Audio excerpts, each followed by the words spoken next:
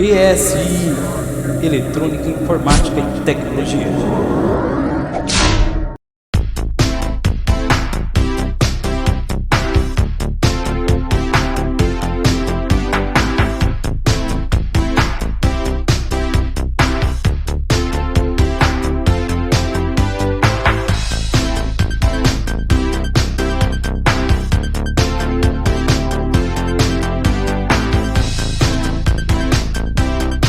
ESIJG Vintage, trazendo o passado de volta ao futuro. Olá, sejam bem-vindos a mais um vídeo exclusivo produzido pela ESI JMJG Som e Imagem, o seu canal especializado em eletrônica, tecnologia e informática. Se você nasceu até 1990, vai saber reconhecer o que está aqui atrás. O nosso bom, velho e querido caixote interativo de madeira, ou a televisão analógica antiga, que reinou por muitas décadas. A geração de hoje está acostumada com esses belos monitores de LCD, levíssimos, tela grande, né? Carrega embaixo do braço, uma maravilha. Agora, carregar isso aqui embaixo do braço, já não era tarefa para qualquer um, não. Os cinescópios, que eram feitos de vidro e chumbo, eram pesadíssimos. E ainda, o gabinete de madeira dava um pezinho extra. Mas era o charme da época. Televisores como esse de 20 polegadas, ainda de caro, eram bem raros e bem pesados. Se você é como nós, e gosta de matar a saudade do vintage, neste vídeo iremos mostrar um aparelho destes por dentro. Vocês vão conhecer peça por peça e até mesmo os novinhos vão aprender como eram os antigos aparelhos de televisão. Vem com a gente!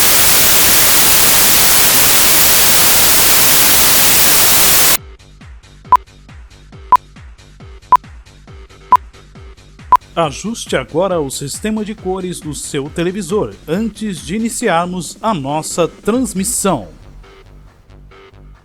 Hoje vamos falar bem rápido e não muito tecnicamente sobre os antigos televisores analógicos de tubo CRT. Este exemplar Philco Hitachi de 20 polegadas ainda tem gabinete de madeira. É um clássico. Vamos fazer um breve desmonte, já que ele é completamente obsoleto, e vamos comentar um pouco sobre os componentes principais e uma pequena história breve sobre os televisores. Tudo começou em meados de 1924, dois personagens, Philo e Vladimir, e uma empresa chamada RCA.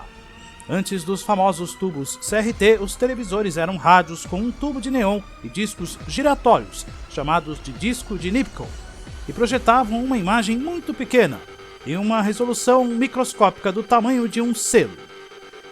A primeira geração de televisores, claro, é tudo a válvulas. Isso significa que você ligava o aparelho, fazia seus afazeres de casa e depois de horas poderia sentar um pouco na frente da televisão quando a imagem finalmente já estivesse disponível. Claro, o som sempre vinha primeiro, mas a imagem...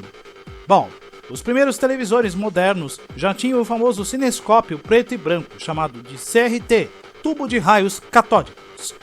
E depois os modelos transistorizados, nos anos 60. Finalmente resolveram aquele problema da imagem que não aparecia, não? Bom, o sistema colorido só foi surgir apenas em 1954, e tudo isso, claro, fora do Brasil. Por aqui, infelizmente, começamos a engatinhar apenas na televisão nos anos de 1948. Como sempre, atrasadinhos em relação ao mundo.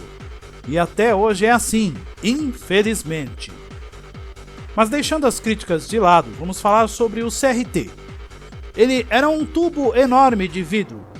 Uma curiosidade sobre o tubo CRT é que dentro dele eles colocavam um sistema de pré-vácuo, criando uma pressão negativa, de modo que se um dia esse tubo fosse quebrado, com a sua criança jogando bola ou até mesmo você derrubando a televisão, a pressão negativa faria com que os cacos de vidro fossem empurrados para dentro e não para fora, evitando que dessa forma você pudesse se machucar.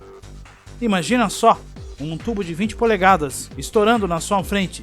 Isso não era algo muito agradável, Seria uma bomba caseira, e os fabricantes, obviamente, não queriam isso. Bom, no finalzinho deste tubo existia um pescocinho, e lá existia um canhão eletrônico, bem no fundo. Essa parte se iluminava como uma lâmpada bem fraquinha, e emitia feixes de elétrons que são acelerados por altíssima tensão, gerada pelo famoso flyback. O flyback pode ser identificado nos televisores facilmente como uma parte bem saliente, com um cabo vermelho e na sua ponta a famosa chupeta de alta tensão. Recomendamos às crianças que jamais operem essa chupeta com as mãos, ou vocês vão levar um enorme choque. Fora do tubo também existem várias bobinas chamadas de yoke, que fazem o varrimento dos campos horizontal e vertical, e são responsáveis por gerar as imagens em toda a tela. Os elétrons são então defletidos por esses campos e a imagem se abre. Na parte frontal da tela existe um material fluorescente, que quando é atingido pelos elétrons se iluminava, formando então as imagens. Num televisor preto e branco temos apenas um canhão. Num tubo colorido existem 3 canhões, um para cada cor primária, formada por 3 cores chamadas de vermelho, azul e verde, na sigla em inglês RGB, na qual compostas formam as várias cores das imagens. Já na parte frontal da tela, diferente do CRT preto e branco, o colorido tem um complexo conjunto de inúmeros pontos triplos fluorescentes, também na forma RGB, e os elétrons podem iluminar independente formando então os pontos coloridos que cada trechinho das linhas das imagens vão possuir. É um negócio bem complicado, mas funciona. A tela é sempre varrida da esquerda para a direita e de cima para baixo, e numa velocidade tão espantosa que o olho humano nem percebe. Na prática, a formação das imagens da TV é exatamente como as animações antigas. O olho humano possui uma resistência de retina de 1 por 16 segundos. Isso é equivalente a 16 quadros de imagem mostradas por segundo. Fazendo uma animação básica assim, o olho humano passa ao cérebro a sensação de imagem em movimento, quando na verdade são apenas 16 fotos passadas em apenas 1 segundo, criando uma ilusão de ótica. O cérebro é bem bobinho, não é? E o olho pode enganar tudo. O padrão de cores no Brasil era o PAL-M e tinha 525 linhas horizontais. Isso é uma baixa resolução comparado aos televisores de hoje, mas na época era tudo que se tinha. Na prática, apenas 493 linhas eram visíveis, mas isso não é uma resolução máxima ainda. Se você estivesse colocando um videocassete ou até um Atari, a resolução poderia cair até menos de 420 linhas. A animação da televisão é feita em 30 quadros por segundo, o que significa 30 FPS, que hoje é como se fosse um tempo base de referência para qualquer animação padrão. No sinal gerado pela antena, transmissora e receptora, existem pulsos de sincronismos horizontal, nível de luminância, que é o que dá o brilho aos pontos, e um sinal de RGB, para identificar a cor de cada ponto. Para ser compatível com televisores preto e branco e também coloridos, 2 sinais estão presentes, e no televisor monocromático, o circuito de luminância decodifica o brilho e consegue formar então as imagens. Porém, somente com o sistema de brilho, temos apenas as imagens formadas em vários tons de cinza, que seria um meado entre o totalmente preto, a ausência total de pulso, ou então o totalmente branco, pulso a 100%.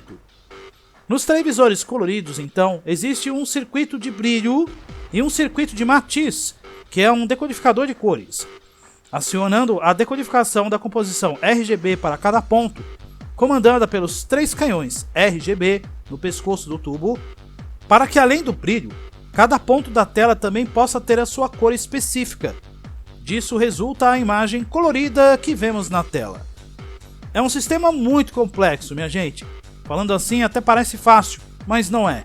E aqui, nesse documentário, não iremos explicar vídeos técnicos, não iremos falar sobre osciloscópio, sobre composição de sinais.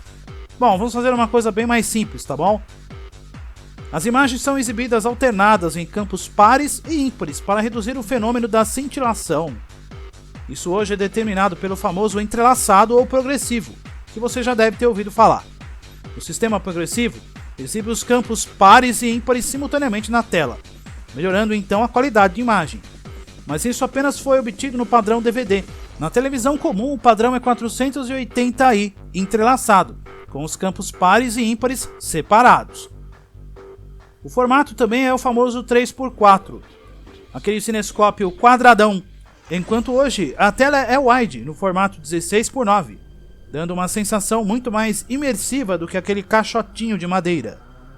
Os sistemas para transmissão de cores são também diferentes em vários países. O NTSC, padrão americano e também de outros países, o sistema PAL, no qual no Brasil adotamos o padrão M, e o SECAM, que era utilizado apenas na França. Os franceses eram bem diferentes dos outros, né? Apenas televisores dos anos 90 eram trinorma, o que significa que poderiam decodificar qualquer padrão de cores. Os mais antigos dos anos 70 e 80 eram apenas PAL-M no Brasil. E se tivéssemos um vídeo no sistema NTSC, por exemplo, ele seria reproduzido apenas em preto e branco, já que o circuito Matiz não iria conseguir decodificar o padrão RGB. Por isso, os videocassetes antigos tinham que ser transcodificados, para que o padrão NTSC fosse convertido, por exemplo, em PAL-M, e assim acionar o RGB do televisor colorido. Era uma treta e muito caro. O sinal de sincronismo é muito importante, pois só assim iria garantir que a câmera que transmite a imagem na emissora de TV esteja em sincronismo com o seu televisor em casa. O varrimento da primeira linha do sensor da câmera tinha que ser o varrimento da primeira linha do seu televisor. Isso também se aplica à varredura, para saber quando começa uma nova linha ou um novo campo para o ímpar. Os pulsos de sincronismo vertical e horizontal também devem fazer parte do sinal analógico. Por curiosidade, o horizontal dos televisores analógicos operam numa frequência de 15.750 Hz ou 15,75 kHz, o que significa que os transistores do horizontal são mais poderosos e especiais.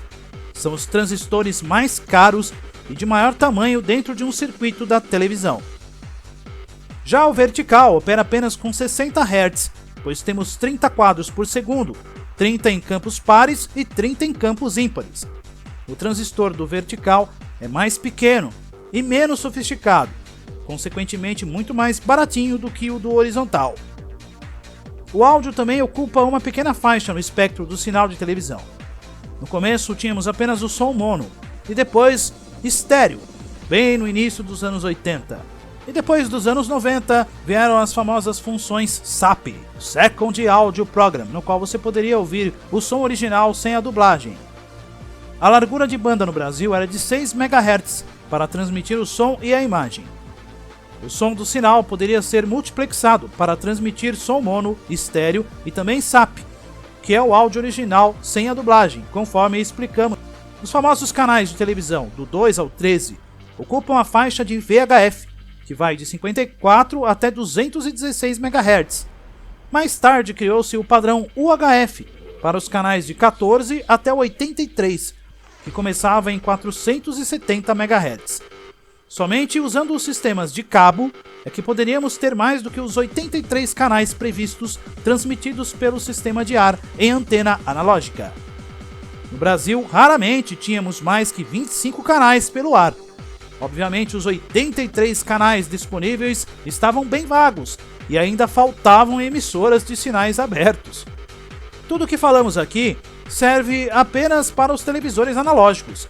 O padrão digital altera completamente o sinal e o processamento aqui comentados. Os problemas mais comuns eram os famosos chuviscos, quando o sinal era fraco demais e faltavam informações das linhas na tela. Os fantasmas, quando o sinal tinha reflexão em montanhas ou prédios, criando desordem nos sincronismos. Interferências por radioamadores também. Quem nunca colocou uma palha de aço na antena para melhorar o sinal, hein? Ou então assistiu uma novela com um som de conversa do seu vizinho que estava modulando em ondas curtas? A TV analógica era muito mais divertida do que hoje. E sem falar do incrível problema das imagens que andam pela tela, correndo. Acertar o vertical era necessário. Vamos agora ligar o nosso televisor pela última vez e aproveitar que ainda temos um sinal analógico de TV aqui. O vídeo foi gravado em 2016, tá bom? Então, hoje praticamente nenhum televisor analógico vai funcionar, pelo menos sem usar o adaptador, o famoso conversor digital, não é mesmo? Esse televisor não tem entradas RCA, tudo é apenas por RF. Aqui, jogar um Atari ou ligar um computador antigo ou um telejogo vai ser muito clássico. Mas não fiquem tristes, esse televisor foi reciclado, porque era muito pesado. Mas ainda temos um de 14 polegadas em nosso museu, viu? Os televisores desses, até de 29 ou 36 polegadas, poderiam pesar até mais do que 100 quilos. Isso é um elefante dentro de casa.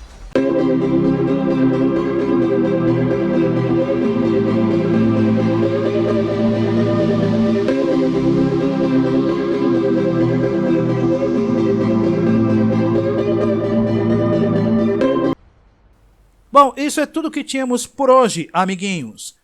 Até mais, pessoal!